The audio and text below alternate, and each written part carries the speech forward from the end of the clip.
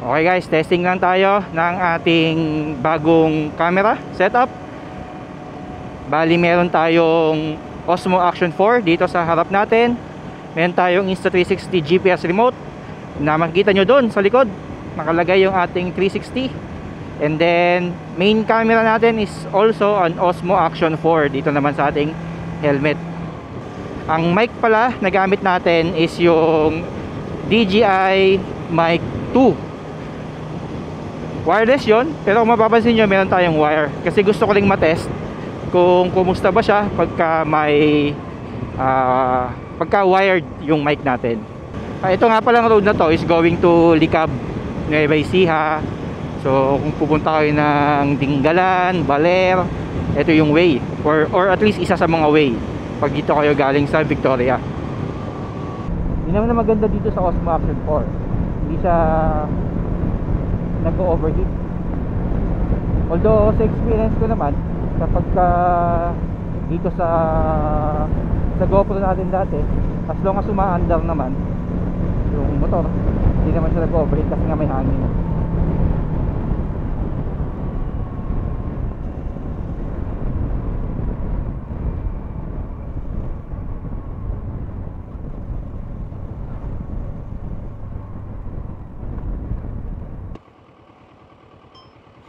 So guys, nagpalit na ako ng Rocksteady dito sa ating front camera.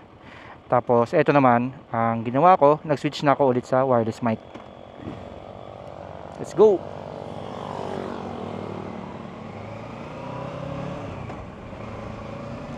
Kakaliwa na tayo. Ito yung gaya nga nasabi ko, ruta ko noon nung nagbibisikleta pa ako. Kaso mula nung nakatikim ako ng two wheel na may makina, wala na, tinamad na ako magbike. Dinaan ko na lang sa diet guys. Yung pagpapapayat. So ayan, sayang hindi natin kita yung sunset, ano. I think dun yung sunset. And then again, nakakuan tayo, naka Rocksteady tayo, tsaka ultra wide dito sa ating front camera. Tapos Rocksteady pa rin tayo dito sa ating tawag dito sa ating helmet camera. And then ang gamit na nating audio or gamit na nating mic is yung sa DJI Mic 2. Tapos recording ang ating Insta360 X3. Para marami na tayong point of view, para hindi naman kayo nagsasawa sa harap lang. Tapos pala ang recording natin is 4K 30 FPS. Yan na kasi talaga ang gamit ko ever since. Ayoko na mag 25, ayoko mag 24. Ang 60 naman maganda din, pero gusto ko nang may konting blur, motion blur kumbaga. And then naka normal lang ang ating video kasi yung normal ni DJI ngayon naka 10 bit na. So bawas trabaho pagka nag-e-edit. And by the way, kung hindi nyo alam, kasi gaya ko noon, hindi ko alam, ang Osmo Action 4 hanggang isang DJI Mic 2 lang ang pwedeng i-connect, at least for now. Diba ngayon, February 2024. Akala ko noon kaya dalawa, parang sa Osmo Pocket 3. Bumili pa naman ako ng isa pang mic, although binili ko naman yun para talaga sa Osmo Pocket 3. Pero I was hoping sana na pwede silang gamitin pareho yung dalawa sa Osmo Action 4, para yung isa sa helmet, yung isa sa engine. Oops, doggy doggy. Medyo dumidilim na, pero nakikita ko dito, grabe, liwanag pa dito sa Osmo Action natin. Naka default lang yan na kuan guys, yung exposure naka automatic lang, automatic white balance, automatic na exposure. So nagtataka siguro kayo, or baka nag-iisip kayo bakit ako lumipat sa DJI from GoPro. Sa totoo lang, karamihan if not all ng team palibot naka GoPro. Main reason is gusto ko na sanang tanggalin yung wire. Ayoko na ng wire, kaya sabi ko, since kaya na ni Osmo Pocket 4 ang DJI Mic 2, tatry kong gamitin. Kasi minsan kapag umuulan, wala na, hindi na kami makapag mic. So at least kapag naka wireless mic ka, pwede pa din. Pagka naka mic ka kasi, gaya ng nakikita nyo ngayon dito, meron pa siyang may cable pa yun eh. So kailangan mong isaksak, which means hindi na siya waterproof. Although ang kagandahan kay Osmo Pocket 4, Osmo Action 4 compared kay GoPro, kahit na naka mic ka, mas magaan siya eh. Kasi yung mic adapter niya, yung simple lang na USB Type-C to 3.5mm jack. So magaan, wala ka ng mic adapter talaga. Although may mabibili kang mic adapter. Even so, yung mic adapter ni DJI mas magaan, mas maliit kumpara mo naman sa GoPro. Yan guys, yung tatakip silim na oh. Maliwanag pa ba tayo? Liwanag pa. Ito pa kagandahan kay Osmo Action, touchscreen yung harap. So kapag gagamitin mo siya as front camera, pwede pa rin makalikot yung settings. Parang kanina namatay yung screen, gusto ko makita, tinap ko lang yung screen. And then kapag may babaguhin kang settings, madali lang kasi nga touchscreen yung harap. And kung mapapansin nyo, eto lang yung nilagyan ko ng cage. Pag bumili ka kasi ng Osmo Action 4, regardless yan kung adventure combo or standard combo, may kasama na talagang cage. Pero etong helmet mic natin, hindi ko na nilagyan for two reasons. One, mas magaan. So hindi ko naman kailangan ng na yan para magamit. Second, kapag ka magpapalit ng battery, na-imagine ko kasi na etong camera na to ang madalas kailangan magpalit ng battery. And kailangan mo pa kasi siyang tanggalin sa cage para makapagpalit ka ng battery. Medyo hassle, di ba? Although may mabibili kang mga cage na hindi mo na kailangan tanggalin yung cage para makapagpalit ka ng battery. Kaso syempre gagastos ka pa. Pangalawa, yung nakikita ko, Ulanzi yata yun o Telesin, aluminum. So mas mabigat siya sa stock na, o yung plastic lang na stock nito. Bibigat ulit yung natin. Nakakapagod din kaya yun guys, yung bigat ng GoPro sa helmet. Whereas ito napaka simple lang. Ay, dimidilim na. Although naaaninag ko pa yung araw, pero natutuwa ako sa nakikita ko dito sa harap ng camera natin. Liwanag pa din eh. Akala mo pakwan pa lang, hapon lang, pero dimidilim na. Ang hindi ko lang makita masyado is etong camera natin sa helmet. Kasi nga naaaninag ko lang siya eh. Ayaw ko naman siya na natatakpan yung view ko. Naaninag ko lang yung recording, naaninag ko yung audio level para alam ko kung connected ba yung mic or hindi. Speaking of connected mic, ang DJI Wireless Mic 2, isa lang sa problem na nakikita ko dito sa setup na to is kapag pinatay mo yung o nag-stop ka mag-recording, tapos pag nag-sleep yung Osmo Action mo, may delay ng mga 2-3 seconds, minsan umabot pa ng almost 5 seconds bago connect yung mic. Bluetooth lang kasi yun eh, kaya medyo mabagal yung pag-connect. Siyempre, kailangan mo na mag-boot ng camera. Pagkatapos yung mag-boot ng camera, i-on niya yung Bluetooth, and then pagka on ng Bluetooth saka pa lang siya magta-try mag-connect. Kaya may delay talaga.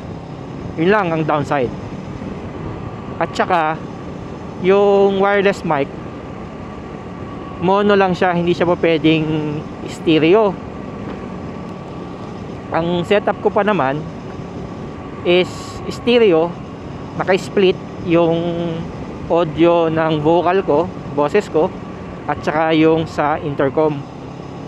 So left and right yun. Left yung boses ko, right channel naman yung sa intercom, para naririnig nyo rin yung mga kasama nating team palibot pagka nag-ride tayo. Makukulit kasi yung mga yun, nakakadagdag din yun para marinig nyo kung ano mga pinagkukwentuhan namin, mga kakulitan namin.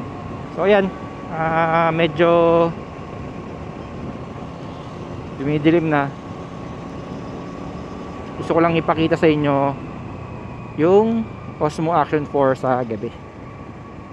Ayun, sabi ko guys, mga kainan, daanan natin, tapos doon na tayo mag-U-turn para makita nyo.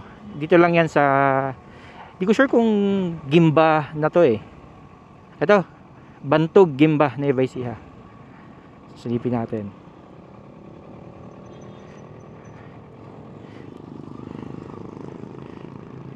So pagka gusto namin mag food trip na ayaw lumayo, dito kami pupunta ni Mrs. Yan, maraming ihawan, tapos may samgyup, tapos may nagtitinda din ng ramen. Okay din yung ramen nila, tapos mura lang yung ramen na yun. Dun yung ramen. So yan lang siya. U-turn na tayo.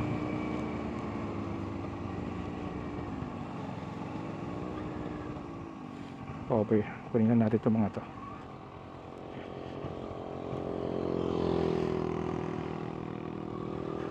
Yeah. So ayan, yun yung buwan, oh. Halos wala ng araw. Ayan.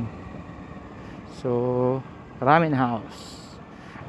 Meron ding Lomi, Batangas Lomi. Tapos ito mga barbecue. Tapos dito naman sa taas yung Samgyup. Yan, sa left going to Gimba town proper. Tapos dito pala sa right, kung saan tayo dadaan, marami ring mga nagtitinda ng mga inihaw naman ng mga isda. Tingnan natin. Ito, fried chicken, mga lutong ulam. Ayan, nag-iihaw ng mga isda dyan. Ayan, mga hito. Ayun, bangus. Ayan. So guys, hindi pa totally dark, ano. May aninag pa ng araw sa taas, kaya siguro mapapansin nyo medyo maliwanag pa yung sky. Pero I'm sure yung Insta360 natin halos wala na siguro, pakadilim na yan. Hindi kasi pang low light ang Insta360 X3. So siguro hindi ko na-stop yung recording hanggang sa matapos na to, no. Total gusto na natin makita yung performance nito sa low light. Magkaka-idea na kayo sa setup natin kung naka DJI mic 2 at saka yung wired na mic. Pero definitely naman yan, maganda talaga yung wired, no? Although ang kagandahan sa DJI mic 2 is meron siyang backup recording na 10-bit. Ano bang meron sa 10-bit? Ang kagandahan sa 10-bit, maski lakasan mo yung boses mo, hindi siya nagki-clip basta-basta. Kasi unless talaga sobrang lakas na talaga nung boses mo, ano, nung sound. Pero yung mga sigaw na magki-clip sa regular na recording, sa 10-bit hindi pa yun magki-clip. Pero added work yun kasi si DJI Mic 2 hindi niya kayang i-transfer yung 10-bit wirelessly. Medyo malaki kasi yung data na yon. Plus yung camera mismo hindi naman niya kaya mag-handle ng 10-bit. So normal lang, hindi ko alam kung ilang bit 8-bit yata kapag ka yung normal na audio recording. Challenge lang yung pagsisig, pero nando doon kung kakailanganin mo, di ba? Kaysa naman sa wala. Or halimbawa, biglang nagloloko yung connection, at least, alam mo, may backup ka na audio. And then, kagandahan yan, kapag gagamit naman natin yung packet tray natin, same mic, wireless na mic ang gagamitin natin. And since dalawa yung wireless mic natin, pag nalobat to, charge natin, tapos yung isa naman gagamitin natin. May mabibili kayo guys na mic lang na anong tawag doon, transmitter. Kaso yung nabili ko sa akin sa Amazon pa, sa US. Nagde-deliver naman ng Amazon sa Pilipinas eh. Yung actually yung nabili ko na mic, free shipping yun. Medyo matagal lang, pero at least amoy States. Pagka binuksan mo yung box, yun yung sabi nila eh, amoy States daw. Pagka naamoy mo daw yung States, yung America, pagka nag-open ka ng balikbayan box. Although di pa ako naka-receive ng balikbayan box, so hindi ko naman alam yung amoy nun. Tsaka hindi pa tayo nakapunta ng US. Ayan, actually may konting aninag pa ng araw doon. Kaya mapapansin yung orange yung ewan ko kung nakikita ha, orange yung ulap doon. Pero sa likod ko definitely wala na. So yung nakikita na ito, kung na talaga yan, gabi na. Sisindi na tayo ng ilaw ng MDL. So ayan, MDL natin. Ito yung Gold Runway GR 4X ba o X4? Nakalimutan ko na. Ayan, tapos meron pa tayong isang ilaw pa. Ayan, ito yung MDL na maliit. So usually ang setup ko kasi, ito na yung rough road. Ang setup kasi natin, yung maliit na MDL, siya yung low, para nakikita natin yan, yung mga kalsada dinadaanan natin. Tapos yung Gold Runway natin, yun yung pang high, yung pang malayuan, para naman pagka nasa highway tayo at walang mga kasalubong, makikita natin yung malayo. Kaso ang problema sa kanya, medyo nakakabulag siya, kaya bihira ko itong gamitin eh. Pagka kun lang, mahina lang, para lang visible ba tayo. Ayun, lakasan natin. Ayun o, medyo malayo yung bato ng ilaw, pero yun nga, depende natin yung lakasan, wala naman tayong kasalubong. Gabi na. Kita pa ba tayo dito? Madilim na din. Halos di na tayo makita dito sa camera natin sa harap. Madilim naman kasi dito guys, walang kailaw-ilaw. Kita nyo, may mga maliliit na ilaw. Anong oras na ba? 6:43 PM. Madilim na. So yung mic guys, bali ang ginawa ko, nagtahi ako ng tali sa may chin. Tapos doon ko iniipit yung mic. So bali yung mic lang talaga, tsaka yung dead cat niya yung nakalagay. Ayun, so sana nagustuhan nyo ang ating short test ng ating DJI Osmo Action 4. Para magka-idea kayo kung bagay ba to para sa inyo. Dilipat na ba kayo ng from GoPro o mag-stay kayo sa GoPro, sa mga naka GoPro dyan.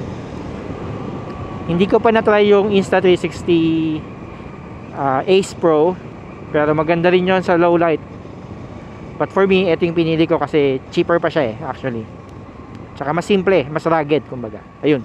Anyway, so sana nagustuhan nyo. Bye!